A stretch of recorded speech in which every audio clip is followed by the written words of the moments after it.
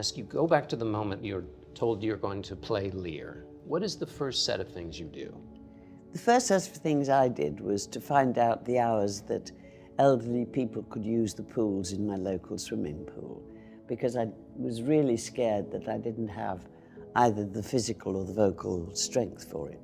And so I used to get up every morning, walk down the hill to the swimming pool, and there is a big kind of Olympic-sized pool, and then there's the smaller one, which is where they teach children to swim. But the elderly and the disabled are allowed to use it from 7 until 9. And so I would get in the pool with my fellow elderly swimmers, and it was really marvelous. It was like a kind of elderly United Nations, do you know what I mean? There we all were, and we'd be chuntering away and swimming and walking, and it was great. So that was the first thing, to get myself physically in shape, as I thought. Because it's a grueling... Do you know what's really fascinating about it? But this is true for all, I think, great plays, and there's no question this is a great, great play. There is an energy in these plays, and if you manage to tap into that, it just carries you along, like a kind of jet plane or something. And that is extraordinary and very unique. And when you touch that energy, do you go back to your old copy of Lear? Do you get a brand new copy? It's not something that in a curious kind of way, obviously comes out of the written word, but that energy is dependent on everybody in the play. It's not a separate experience. We are all responsible for the whole play, whether the part is large or small. And untapping that energy is when we're all able to do it without, saying, turn the switch on, it's your turn. I mean, it just happens. You've said that you can't survive with an ego on the stage. Is that why? Because it's a group?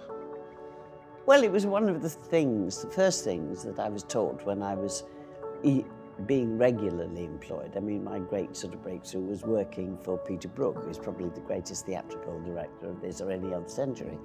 And he works always from the basis that the total is greater than the sum of the parts. That means everybody. And is there a production to be found? And he expects everybody to help him on that exploratory trip. And so the first thing you had to leave outside the rehearsal room door, or your dressing room door, was your ego, because there's no place for that. One of the shocking things for me when I was a member of Parliament was I saw these people going up and down the corridors of Parliament with egos which would not be tolerated for 30 seconds in a professional theatre, and just wouldn't. And look at what we're doing now. I mean, what has happened to these people? Anyway. Now, what do you mean by that? Well, I'm thinking about our particular struggle with Brexit at the moment, where the country has voted to leave the European Union. And obviously, it's not being covered as extensively here in America as it's being covered in my country, but you do get television reportage from the chamber of the House of Commons, and I sit there and I look at these people and I know them and I've worked with them, and I think, well, I can't swear, but I would like to. What has happened to you? What do they think they're doing? Because they're doing nothing. And if we crash out of Europe, well, what is going to happen to our economy and our country? And it's just bemusing and bewildering to me. Do you find yourself wanting to address the right honourable gentleman and revert back to your... No, I wouldn't want to be there. I mean, I'm in that happy position where I can sit outside and just bitch at them, which I do. But I do think the way our Prime Minister has been treated, both by her own party, and obviously mine, but also by, in a sense, the political journalism in my country at the moment.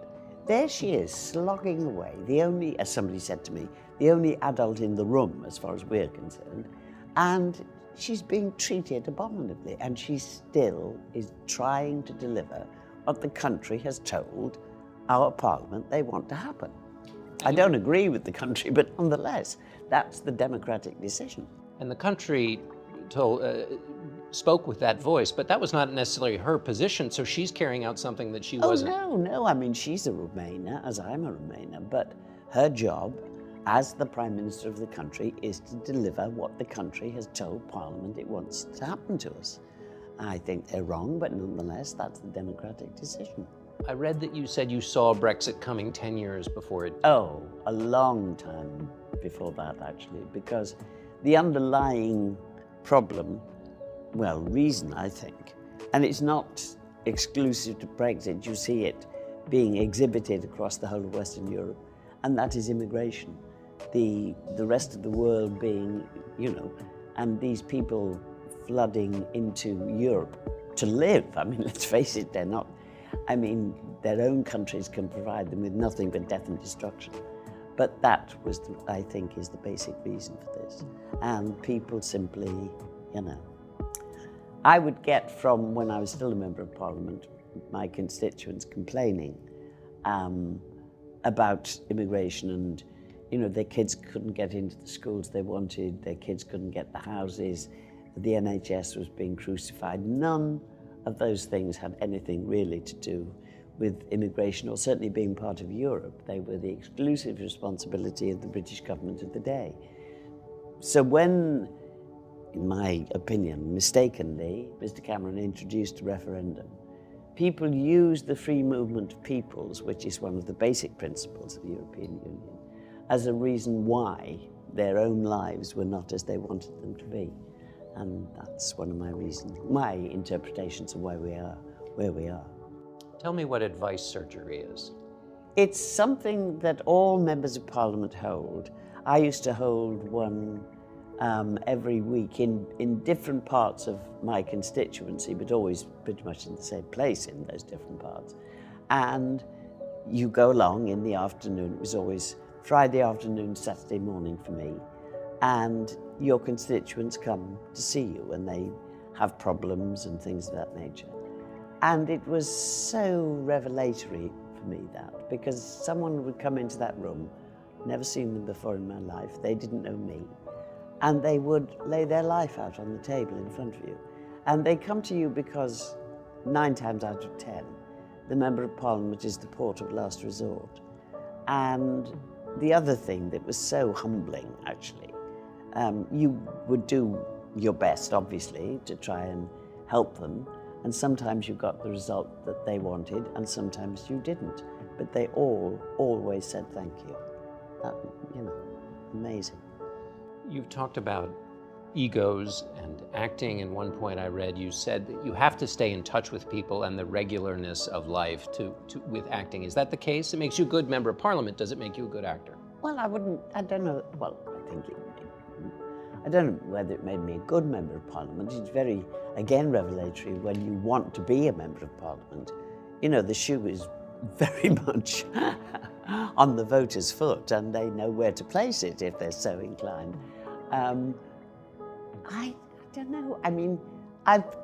In a way, I feel I'm blessed in as much as the socio-economic group I come from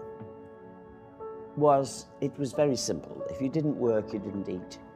And so I have been blessed with a strong work ethic, and I value that very much. Tell me about your parents, because you learned that from them, yes? Well, for example, my father, who I think went to sea when he was 12, and obviously there was the war when he was in the Navy, and then when he came back, he was a bricklayer. And my mother, I'm the eldest of 4 daughters, and she was the mum of four daughters. And during the war, of course, when all the guys went, the women ran everything, didn't they? And then when the war was over, they were told, go away, it's okay, fine, the men have come back. Oh, really? Anyway, but I was very fortunate in that respect, in that we lived very close, certainly to, well, both my paternal and maternal grandparents. And so there was that supportive family around. And when I went off to do my audition, hopefully to get a place at RADA, which I did, which is the Royal Academy of Dramatic Art, my mother thought she was never going to see me again because I'd be sold to white slavers, it was that kind of a very close family, in a way, a close community. There was nothing that I or my sisters could have got away with. For instance, if we decided we didn't want to go to school that day, within 30 seconds my mother would have known that, Because somebody would have said to her, "Hey, Joan, I've just seen your girls walking down the street. Why aren't they at school? Are they not well or something?" Boom! You know, big explosion. And you carry that into your work